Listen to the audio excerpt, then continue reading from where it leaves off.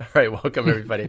It is 5:30 by my watch, which means we love to start on time and finish on time, so we're going to get going. Welcome everybody to the Q1 edition of Veridian Mortgage's Very Smart Life and Wealth series, where we have smart conversations that build wealth beyond your mortgage. This is a free webinar for our clients, our referral partners, and friends of Veridian Mortgage. We are an independent mortgage brokerage licensed in California and 6 other states, located right here in Silicon Valley in the city of Santa Clara. You can see on your screen my two partners, Katie Kerr and Maria Guardado. Wave, hello. They're here to maybe add some content, we'll see, on the loan side. And then I want to also acknowledge Radon Carino for setting up this webinar. She's our marketing person. For our panelists today, I searched high and low. I scoured the earth to find the best and the brightest. So consider yourselves lucky today. We have, for the topic, building confidence to invest in real estate. The gentleman in front of you is Stephen Husted. He is a Silicon Valley-based real estate investor, developer, and real estate agent, and the host of the Breakthrough Investors podcast. Stephen helps busy professionals build long-term wealth through strategic real estate investing, which we'll get to today, including value-add rehabs, ADU and DADU development, and out-of-state investments. He is based in Willow Glen, that's in San Jose, and he brings a practical, execution-focused approach shaped by hands-on experience across multiple markets. Stephen is married, father to one daughter, and is known for helping new investors gain clarity, build the right team, and take confident action without needing to know everything up front. I love it, because our crowd today are, for the most part, newbie investors, and our goal is really just to inspire everybody today to go take that first step, to go find out what action needs to be taken to start the whole process of real estate investing. Right next to Stephen is Tsovo Massena. Tsovo is a commercial real estate agent, investment advisor, and investor. She has a strategic mindset and client-first approach. She helps buyers, sellers, and investors navigate the complexities of the real estate market on both the residential and the commercial side. And prior to her commercial real estate career, Tsovo led marketing strategy for globally recognized brands such as PepsiCo, American Express, Procter & Gamble, and Ferrero. And that strategic foundation now helps her evaluate opportunities for her clients to communicate that value and advise them across commercial real estate transactions. She's also an active investor herself, so she brings that ownership-minded perspective to every transaction. And she's fluent in Armenian, Russian, and English. Welcome, Tsovo. Welcome, Stephen. Thanks Thank for you. thanks for your time. Thanks for being a panelist today. Thank you. So, no need to tell me your life story. Why don't we just start by telling the audience like how you got started in the world of real estate investing? Tsovo, why don't you go first? I got started. I think it's probably a story that happened to others as well. When we sold our old house, bought the new house, loved the process. I started looking into it, reading and learning about it. And then next thing I know, COVID happened and I had more free time. So I just went all in, learning about real estate. And then I looked at our investments and realized that me and my husband, we have stocks, but we have no properties. We have no investment properties. And I thought to myself, like, what is the best way to understand where to invest? Change your profession, become a commercial real estate investment advisor, and understand what are right investments, understand how to underwrite That's a one way. deal. That's one way, yeah. Or I think I was fortunate that I didn't know any commercial real estate investment advisors at the time, because otherwise I would have probably just talked to someone like myself today and Uh-huh. not changed my industry. But to me, that was the best decision that I've ever made in terms of my career, because I love what I Yeah. do today and I love helping investors find the right properties for them, as well as helping my sellers to get their best value for their properties. So you advise your clients and you also represent them in the transactions.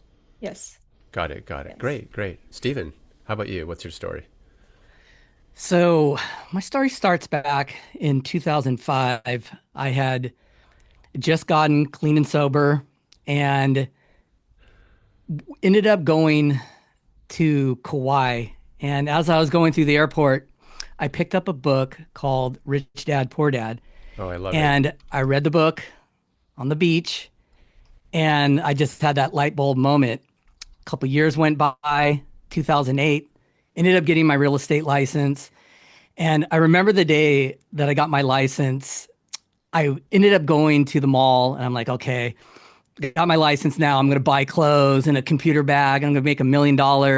I thought, everything's going to go great. And I showed up at this mom and pop brokerage that I was working at and they did mortgages.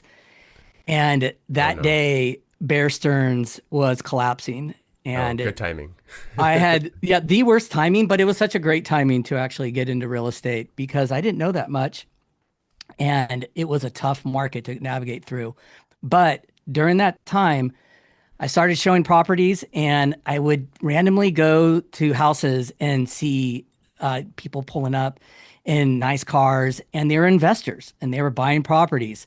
And that kind of piqued my interest too. And it kept going, but it took until 2015 to buy my first investment property.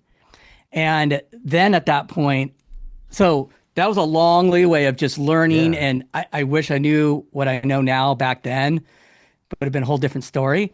But 2015 is when I bought my first investment property. And then I tried to save up some more. But as you know, living in Silicon Valley, it's expensive here to have save up for a down payment to buy an investment property that's cash flowing. It takes a long time. Hmm. And I stumbled upon Bigger Pockets online and started going down the rabbit hole and then decided to invest out in the Midwest, which everybody told me at that time it was a bad decision. It's a bad idea. Invest where you live. Don't invest out of state. And I took that leap of faith, jumped into the markets. I ended up investing in Detroit and Kansas City, and it was the best decision I've made because that first investment property taught me so much. And I didn't know that much, but that first property taught me everything. It was the blueprint to get me to where I am today. And it was all based on a $37,000 house in Detroit, of So a all lot of places. trial, a lot of learning by trial and error, right? For Yes, for definitely. for today's investor, though, with AI like around us all the time, you have chat to ask all these types of questions.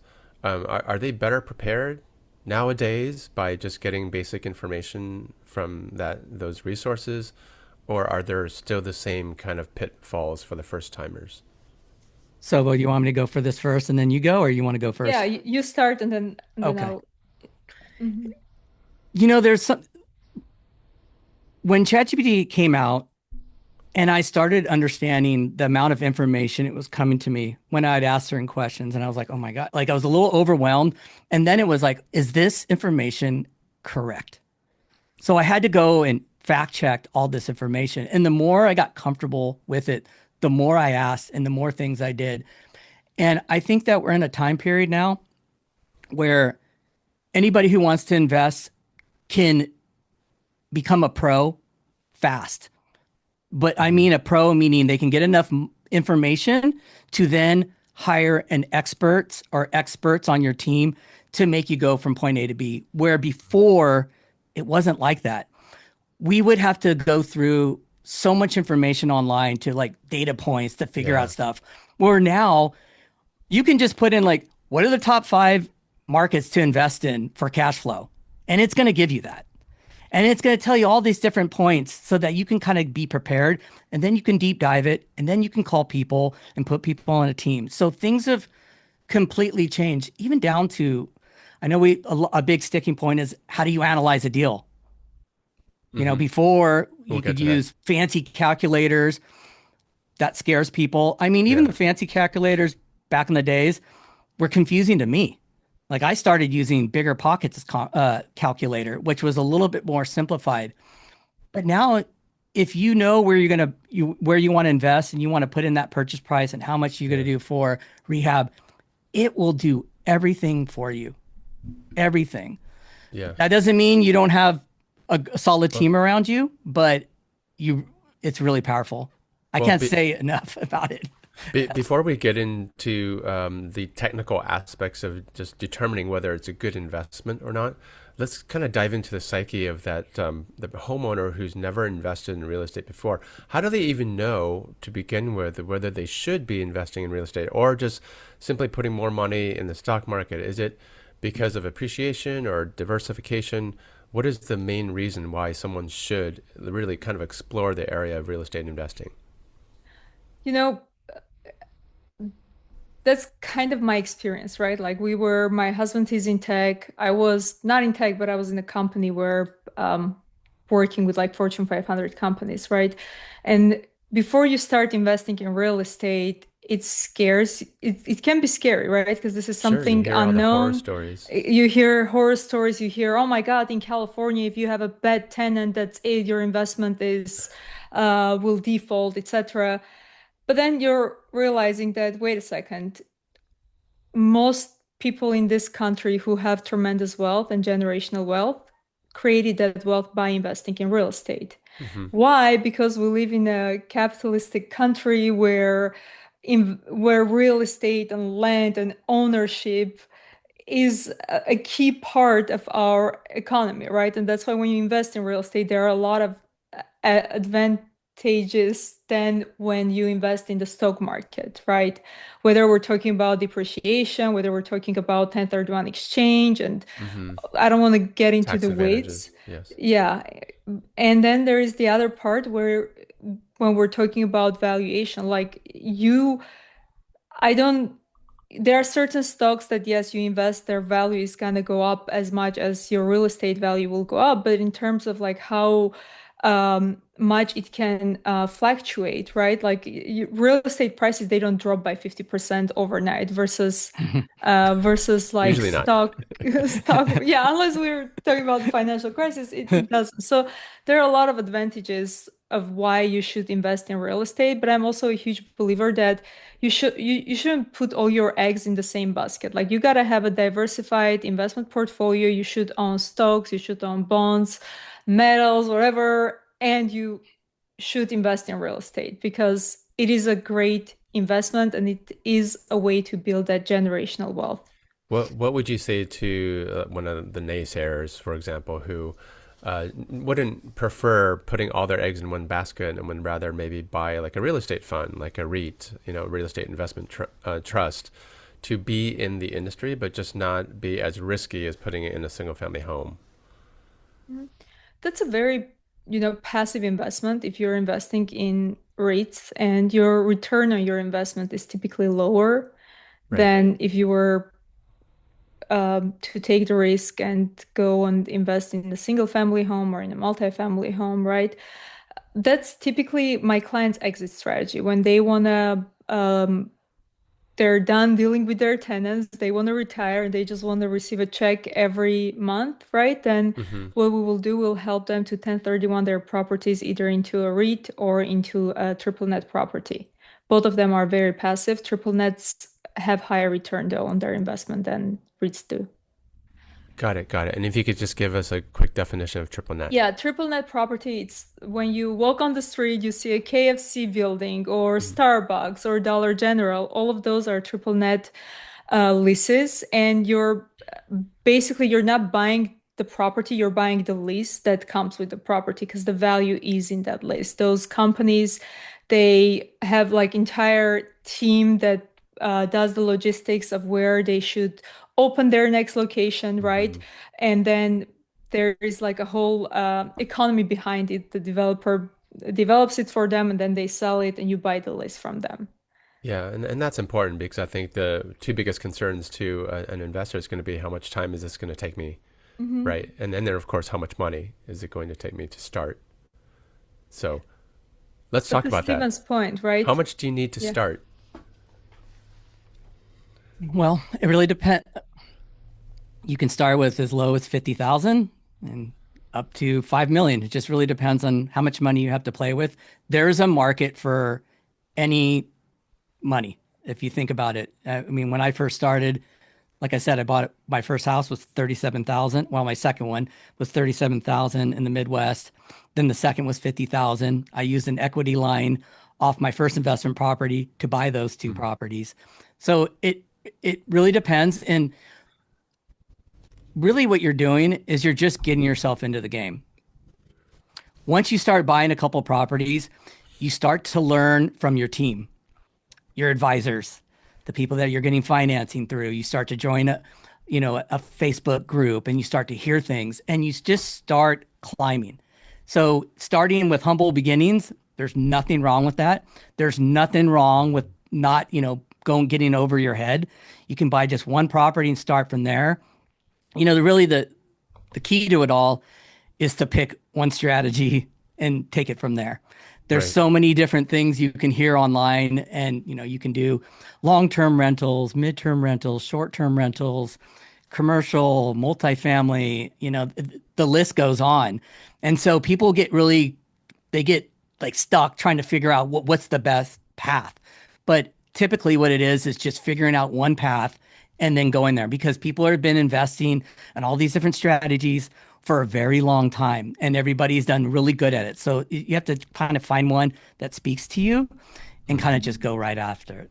Would you include in that group of people even people who don't have the requisite long-term mindset invest, or maybe they don't even have a long-term investment horizon, right? They're a little bit older, and let's say they want to like flip homes.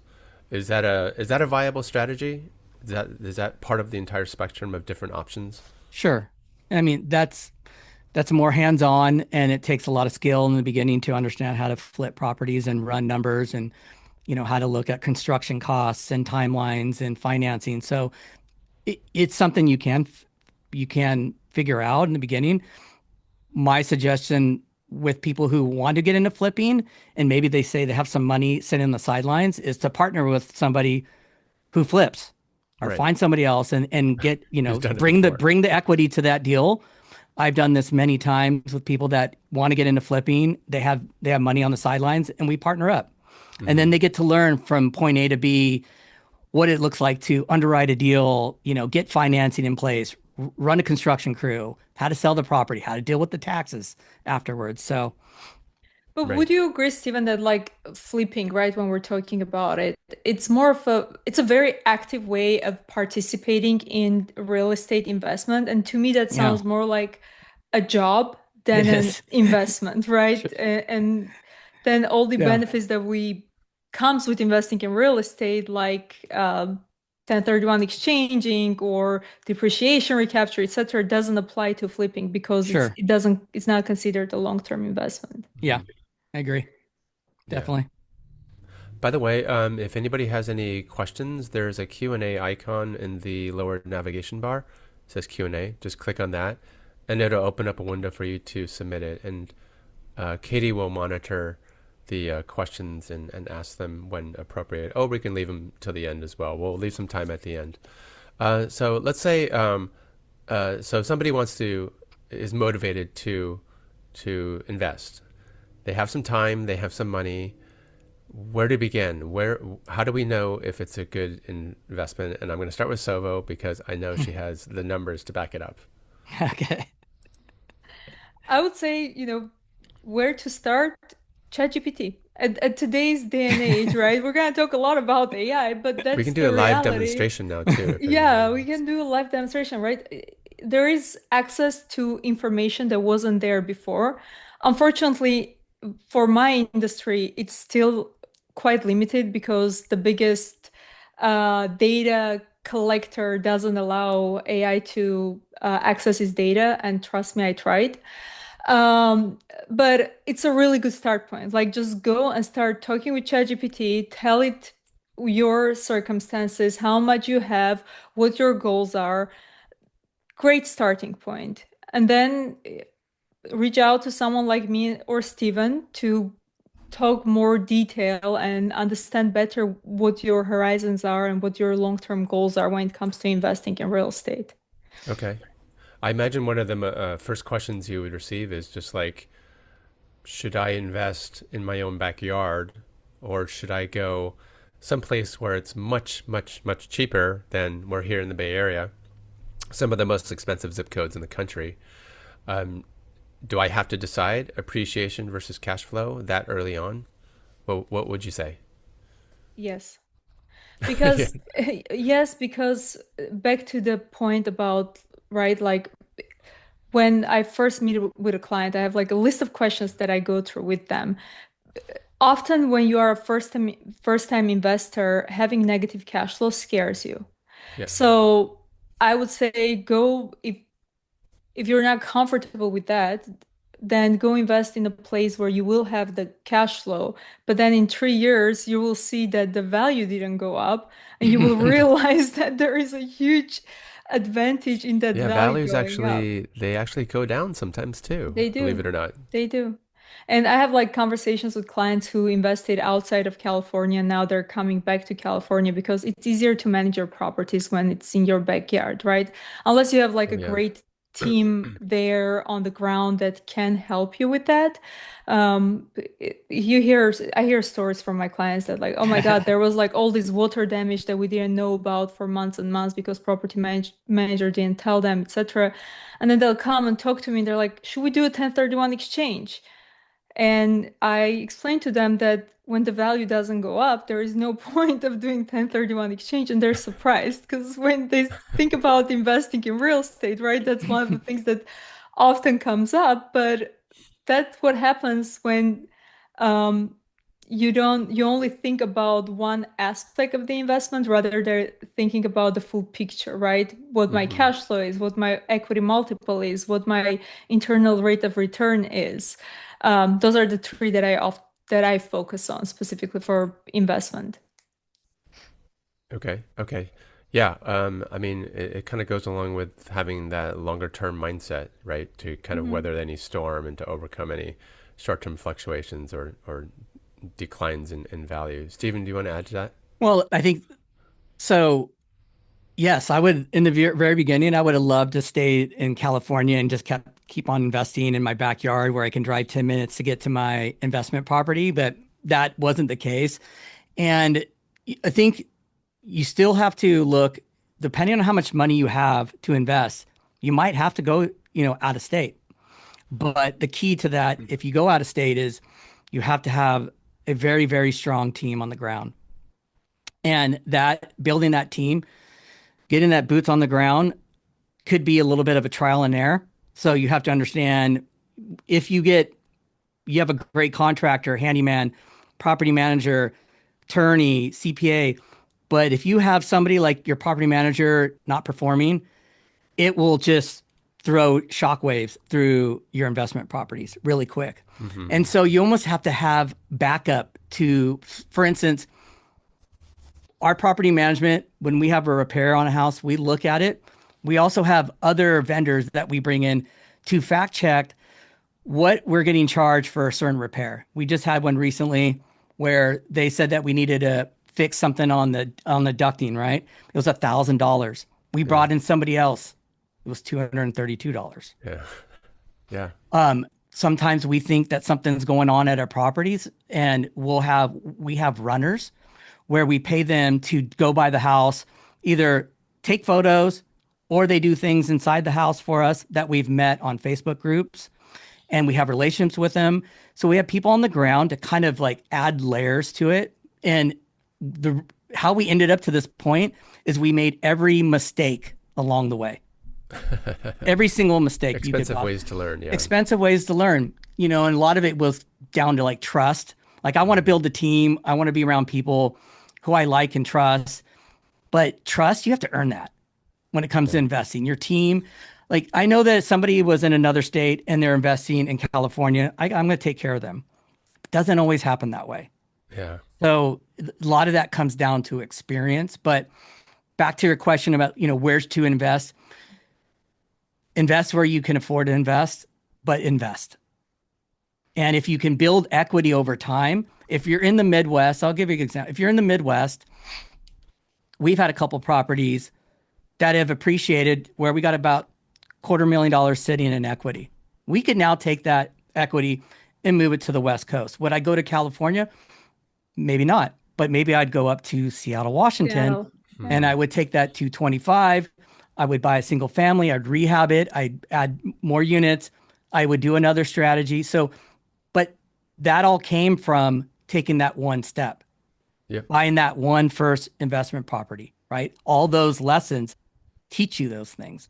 But Right. yeah, Right. Yeah. And nobody starts by buying multiple properties at once. Everyone always starts with that first one.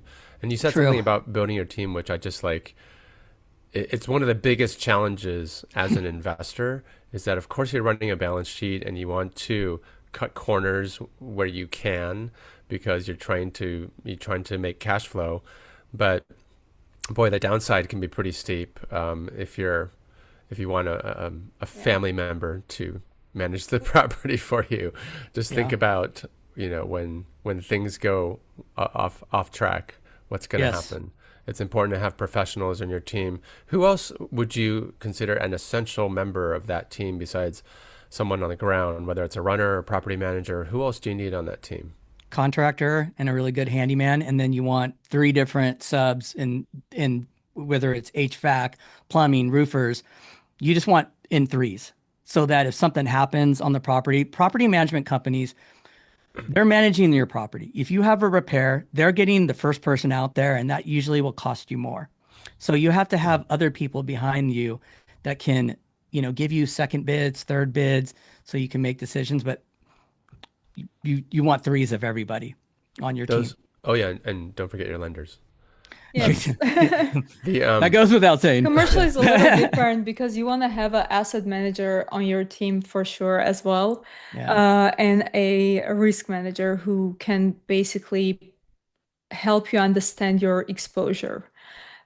Because more units you have, more tenants you have, higher risks you're taking on Yeah. with those properties.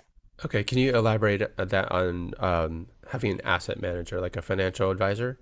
No, asset manager. They basically help you to understand how you can increase the value of your property. Okay. And when it's time to, let's say, sell the property, etc., they'll be your first person to call to help you strategize on what you want to do next. I know it's different than a property manager because they focus more on adding value to your investment rather than just managing it. Okay, they look at your entire portfolio They and do. advise They do. on allocation and okay. Yes. Okay, and then the risk manager, where do you even find one? So again, being in the industry and knowing people, right? I Yeah. have one specific person that I work with. And what she would do, she will come look at the deal and start criticizing me on my underwriting often and telling me that actually those costs can go higher. Like I'm talking about, 50 plus unit multifamily properties, right? Yeah. That there are other aspects of that deal that you should focus on, that there are liabilities that your client can be exposed to, and just advise them from that standpoint, like when it comes to liabilities and risks and how to Right. mitigate those liabilities and risks. Oh, I didn't know. Okay. So speaking of risks, have either of you ever done so? Have you ever gone into any kind of investment venture with another person to either co-own or co-invest, some kind of co-op? And would you recommend it? Like a partnership, you mean? Yeah, or a joint Yeah. venture. All the time. All the time. Okay. I think it's the fastest way to scale and to really build equity. Okay, with like-minded investors.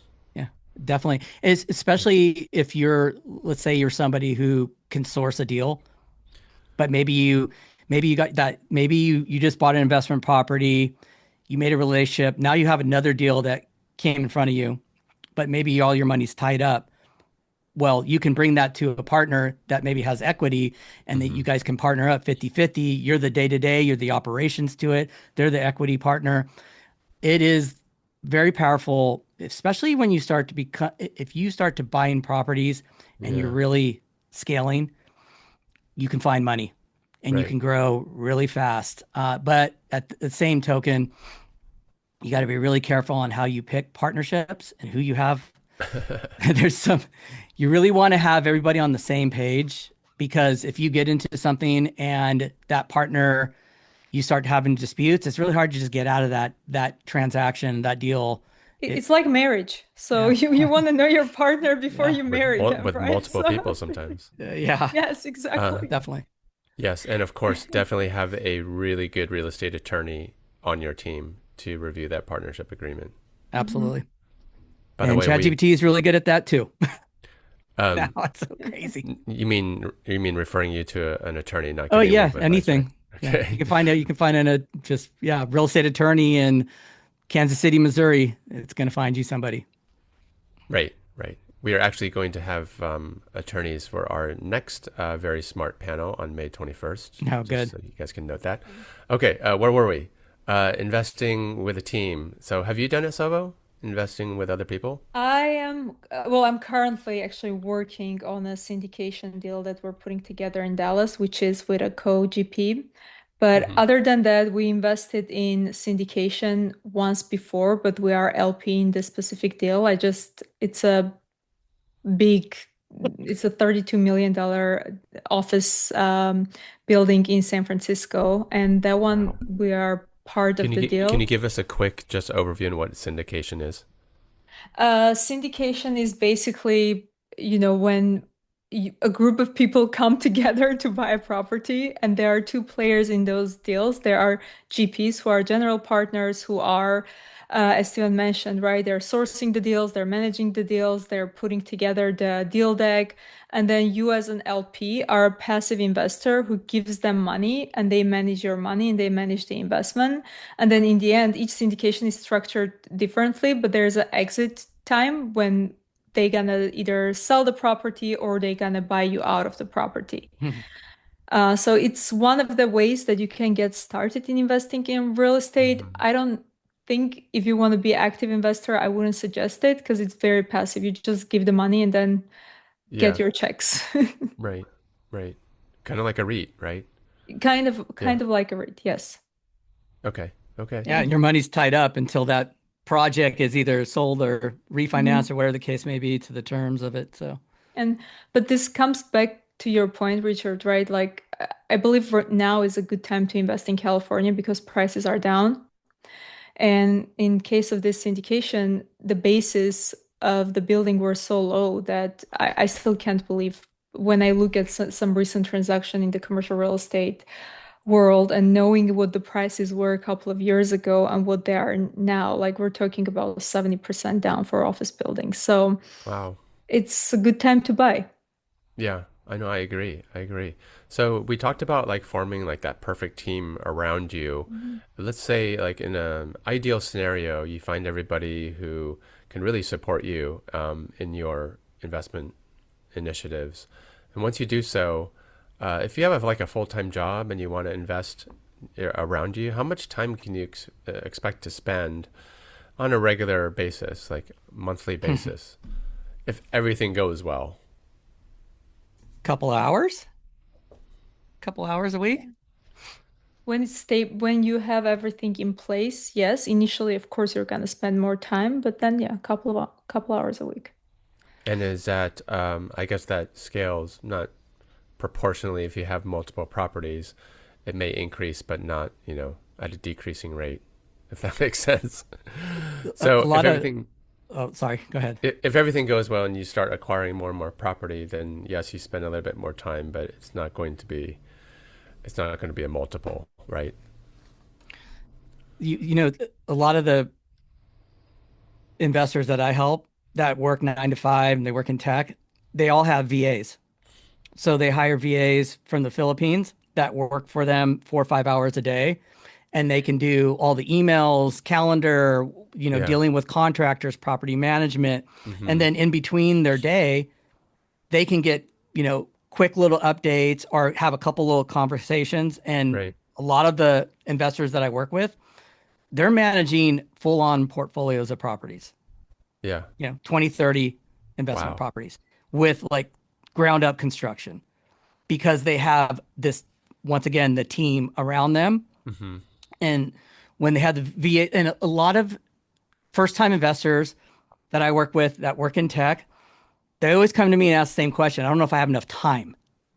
I work a lot of hours, I got a family, I got this. And then it's interesting once they buy their first investment property and we put this team together for them and they see that picture and then it starts moving. They're like, wait, I can buy another one. And oh, this person, I have my VA over here taking care of all the communication that's going on with the project. There's just so many ways to maximize your time throughout your day Sure. and still invest. Yeah. You Yeah. can also hire like a really good, again, right? That's what AI cannot do for you. Being in the industry, Hmm. you know the right people, you know the right contacts, you know who you should have on your team, right? If you hire a good property management company who does their job well, you don't even need a VA. They will manage it all for you. Yeah, well, I think the VA can do more than just the property management part. When you own investment properties, you have a lot of moving parts. You have a lot of documents, you have taxes, you have just all these different things that Mhm. come up. So I think the VA can take over that part. But especially for investors that are trying to scale, that property manager is going to help on that side. But then there's all the other moving parts to scaling your portfolio out. Yeah, Yeah, it's a I'm great time sure. to invest. I mean, just really, it is. whether it's social media or AI, there's just so many more tools for us to Right. achieve our goals. Right. Right. I mean, we talked about learning by trial and error earlier. Mm. If you're talking to somebody who is investing for the first time today, what would you warn them about? Like, what are the biggest mistakes that you've seen first time Mm. investors make? And we only have 20 minutes left. Yeah. But maybe your top one or two mistakes that you see commonly made by new investors. Tsovo, you go first. I think what I see is that often they get attached to a property and they start convincing themselves that Mm. it's a good deal.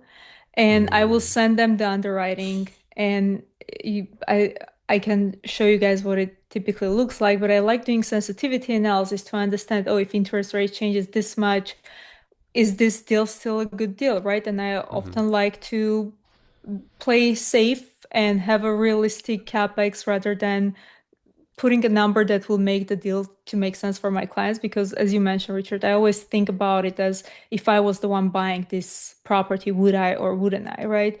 So I would say I think one of the mistakes is that people want to invest in real estate and then instead of waiting, they just start changing the numbers so it looks good for them to make that first move. They The make their second decisions based on emotion and then they use logic to back it up, right? Exactly, Where have I heard that exactly. before in real estate? That happens. And then the second thing is leveraging, over leveraging themselves, going too fast and thinking that the market won't change, that the interest rates will stay low, right? There are Yeah. so many Yeah. foreclosures happening right now because of that, because when the rates were low, they went and bought properties with very low net operating income. Hmm. And now they need to refi, and those properties no longer make sense. Plus, a lot of people left San Francisco. Now it's coming back, right? But in these last couple of years, right, the vacancy rates went high. People get excited about markets and start investing there, and they're Yeah. not paying attention that, oh, actually, there's going to be an oversupply. So that there are a lot of different things that you need to stay on top of when you're looking to invest. Yeah. And yeah, are you seeing these are decisions from first time investors where they kind of have Yeah, that vision because of what there's they want? that hype, right? As I said, I have clients who are first-time investors that invested, let's say Austin is a good example. There was a hype about Austin, so they went and they bought single-family homes there. Well, today the vacancy rate in Austin is 18%, and their Mm, properties are just sitting there and not generating any cash flow, Mm-hmm. right? Uh, We when it comes to the development, because you don't just build a building in a day, right? There is a pipeline that we look at to see, oh, what is the supply, what is the demand, right? There is no crystal ball, but at least you can look and analyze the data Mm-hmm. to advise your client whether or not that market is a good market to invest in. So Got it. yes, I think a lot of times first-time investors hear and go and watch YouTube videos of certain investors who may have been successful in one investment or two investment, but they also give bad advice quite often, and they just follow whatever the popular track is at that time. Right, right.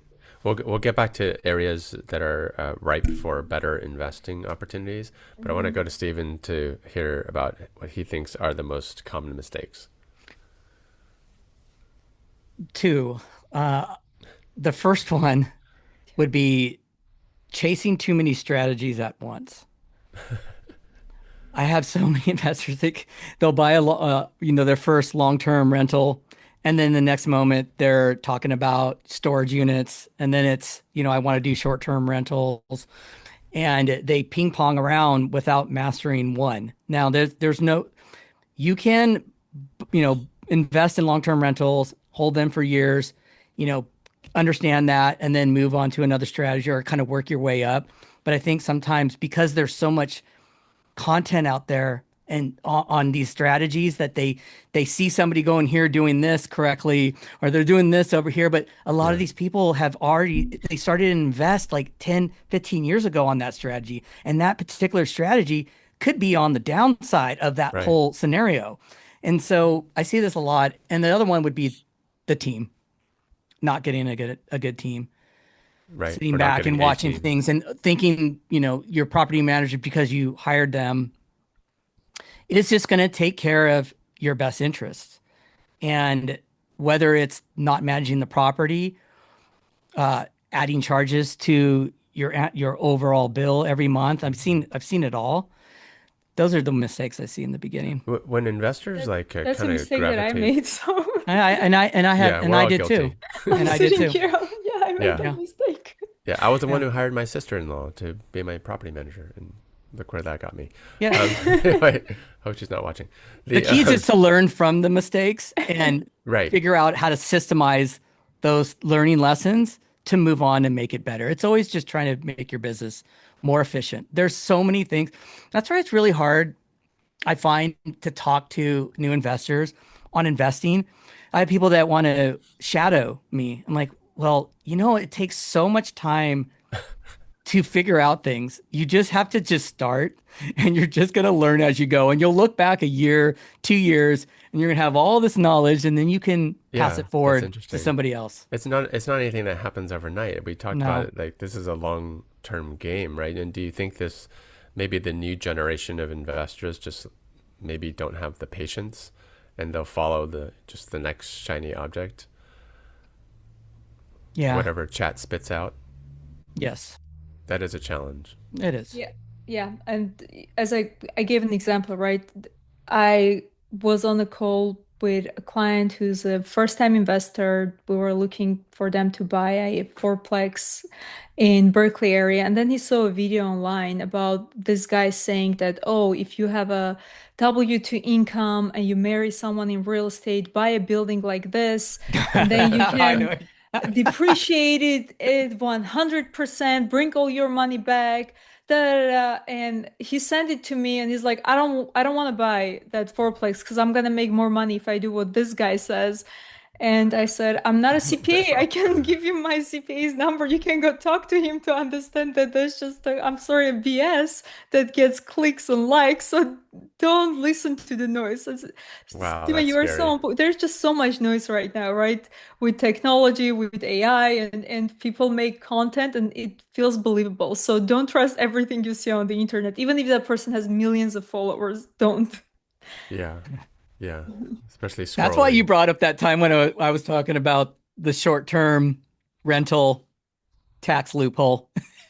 And Having there's a so much good to that. I'm like, well, if you want to save 300,000 on your taxes, you can. But let me just tell you, you're going to do X, Y, and Z. And by the way, owning a short-term rental, you're running a hotel. Yes. You are the concierge. yeah. You are the handyman, the cleaning service. You are all of those things. Just remember that you're buying a hotel. I think it's just going to run itself. Yeah. Yeah, Yeah. that's funny. Yeah. I guess we could have a whole panel on the psychology of Yeah, of investing definitely. in general, of like investors, Yeah. what they expect and how they make decisions. We talked about mistakes. I would love for either of you to share like a very like typical case study, whether it's actually real or not. I'll leave it up to you. But if you have like an example that you can share from the past, that a first-time investor could learn from. I know that's very open-ended, but my purpose is just to provide maybe a more simplistic view of how that first transaction can unfold, and maybe inspire the ones who are listening to take that first step. So, you want to go first? So it could be a client, it could be a personal investment of yours, it could be something you heard about. I think I can talk about my personal investment because it was a expensive lesson that I learned. But sometimes when you think about professionals that are in this industry and you're fortunate to be surrounded by a lot of ones that are really good at what they do, you start thinking that everyone is good at what they do. And in my case, it was a property manager that was managing our investment property before. So when we purchased it, I just continued letting him to manage. And first year, great, cash flow positive. We had all the units occupied. Then fast forward, one of the tenants moved out, but I had this like good experience with him, right? That I was hanging on, and I kept waiting for him to find a new tenant. Long story short, he ends up bringing in a tenant without having the proper paperwork in place. There are some fights on the property, gunshots, very What? painful. Then I learned that he moved my two Section 8 tenants into one unit together without getting the proper paperwork from the city of Oakland. And the city came back to me and told me that they're not gonna pay me for 6 months of rent that those Section 8 tenants were living in that unit because it wasn't done properly. So What wasn't done what properly? so in order for them, because they were in two units and then they moved together in a bigger unit, right? You should get the approval from the city that shows that they allow those two tenants to move in into that new unit, to know what the rent price was, etc. Two Section So 8 tenants. yeah, and I learned all of this in the process of, because Mm. I had no idea like what type of paperwork needs to be done, right? This was our first investment. So, yeah, what I learned from this was that do more research when it comes to choosing a property manager that you will work with, Right. and don't save money on your property manager because he was cheaper than other options. And I was like, well, he's good and he's been managing this Get property what for you pay many for. years. You Yeah. get what you pay for, exactly. Yeah. Good one. Good one. Stephen? And then Yeah, I could talk. I have a quick story myself. Go ahead. Okay. Uh, Definitely have one for property management as well. I helped a mentee student recently, and she bought three properties out in St. Louis. And I've been helping her the whole way through. But one thing she did was she got the property management and they were going under. She just kept prolonging it and prolonging because she paid cash for these properties and she was going to refinance them in 6 months. But she kept prolonging. And what happened was over that time of being prolonging, she got squatters. She had items, she had a tree fall on a house. And so everything went sideways really quick. But because she didn't have any debt on these properties, she paid cash. She just Mm-hmm. thought at some point that this property management was going to come around. And I had told her in the very beginning, like, look, if your property management is not performing, you need to fire them immediately. It's But a since she was, business. You're it's a running a business. business. And since she was new, she didn't. And she also never told me until everything was really bad. And then I was upset. I'm like, so we got on the phone with the property manager. We fired them immediately. Yeah. And it's now, but what's crazy is it's also taken another 6 months just to stabilize these properties. So now she bought, now we're in it for a year. Yeah. And Mm-hmm. Mm-hmm. typically, when you have a tenant turn, if you have to go there and do work, whether it's painting, floors, you name it, then get it rented, you could be off the market for 3 months. And Right. then the property management is going to take that first month rent, right? So now you're in Right. month four. And so she's already lost. Now she's not going to have any cash flow on these properties for about 14 months now. She's just getting to them. And she went into a cycle of the bad weather too. That's another Mm-hmm. thing about investment property, especially like in the Outside of Midwest. California. It's seasonal there. Yeah. Like nobody's moving during What? like November to January 1st, that nobody's Right. moving, so then it's just going to sit longer, which Right. can get more crime and Right. break-ins and squatters. So those are some Yeah. things you have to. There's one of the That's a good biggest point. ones, but It's a great point. yeah, Yeah, we don't think of that in California, right? no. Where it's sunny year round. Um, it looks like we have question.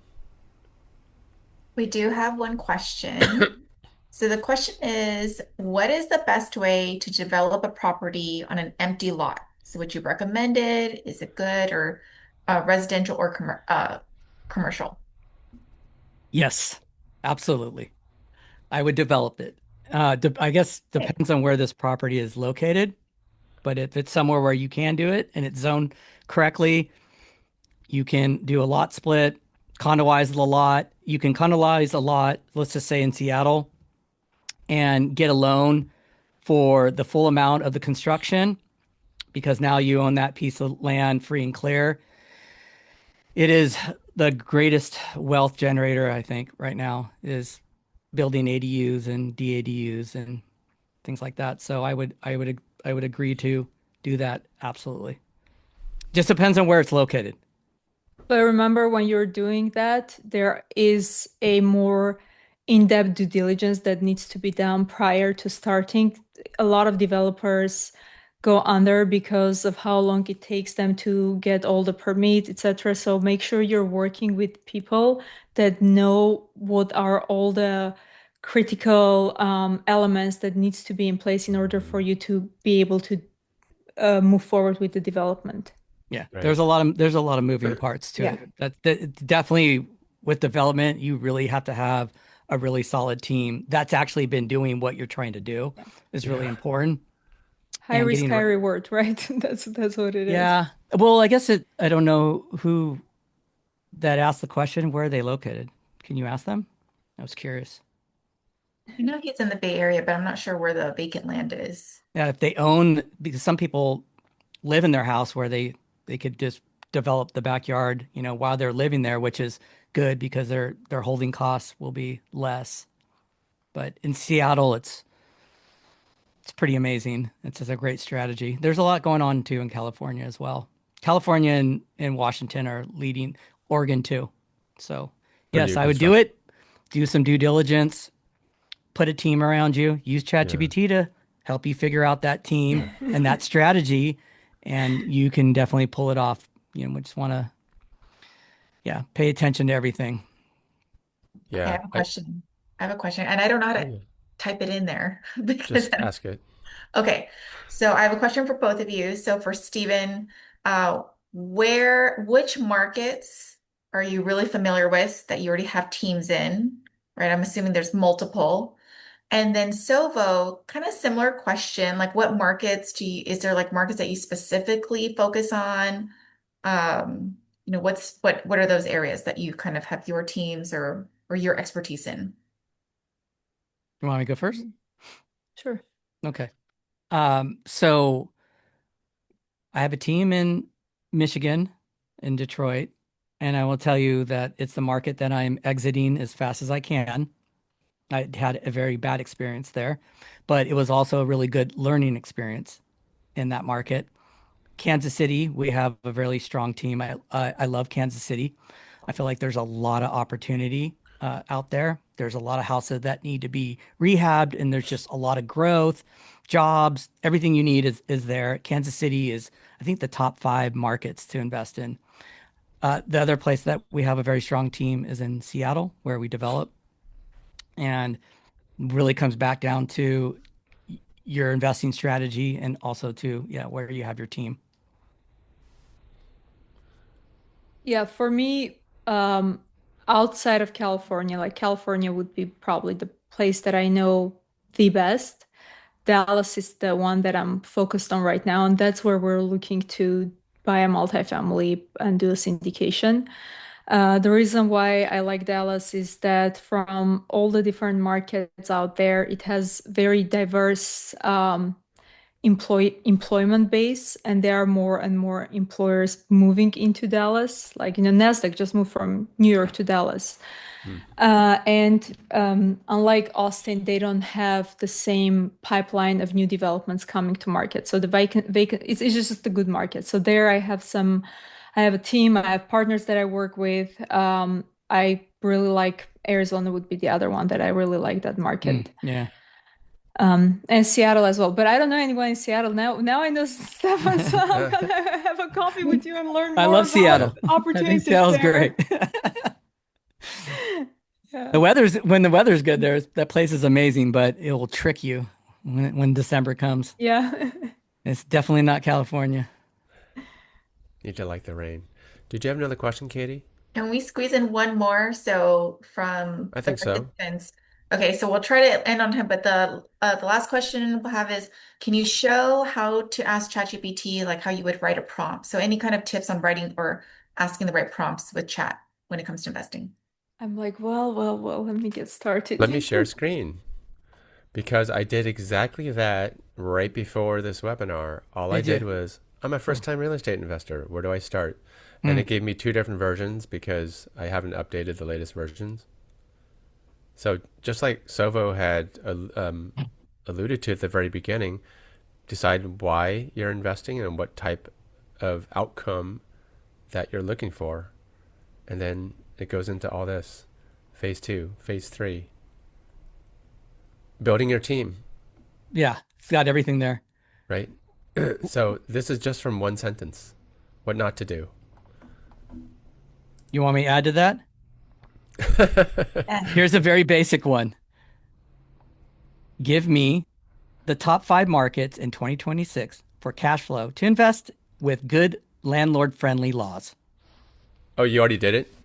Well, yeah, I did this one Okay. earlier today.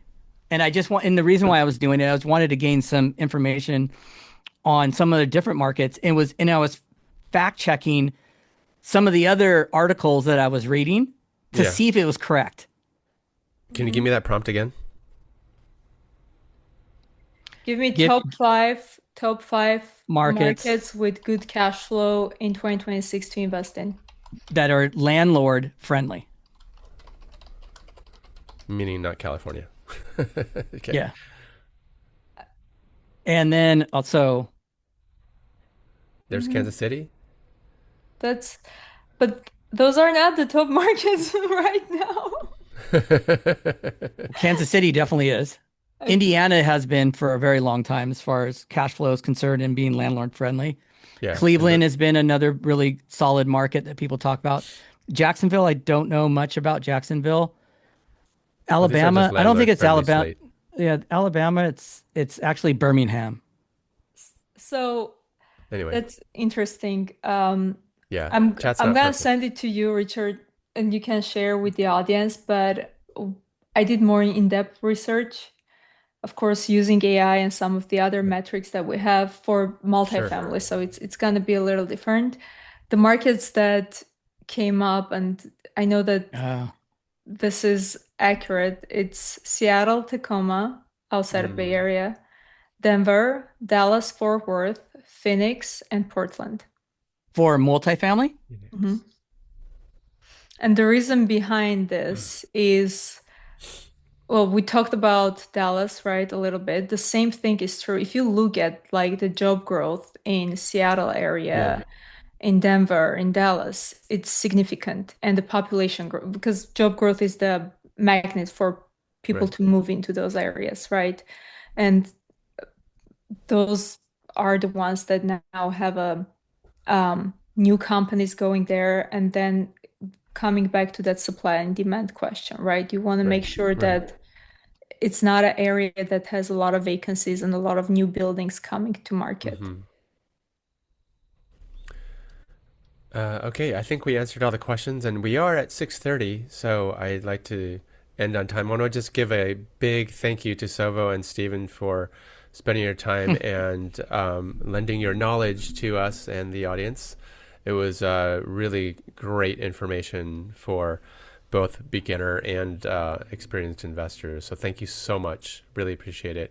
And as a reminder, our next webinar for Q2 is going to be on Thursday, May 21st, and the topic will be real estate legal issues. Ooh, Wow, confined to an hour. there's gonna be some good stories on that one. So everybody's invited. Thank you so much. I hope everybody has a great evening. Take care and see you at the next one. Thank you. Yeah. Thanks. Bye.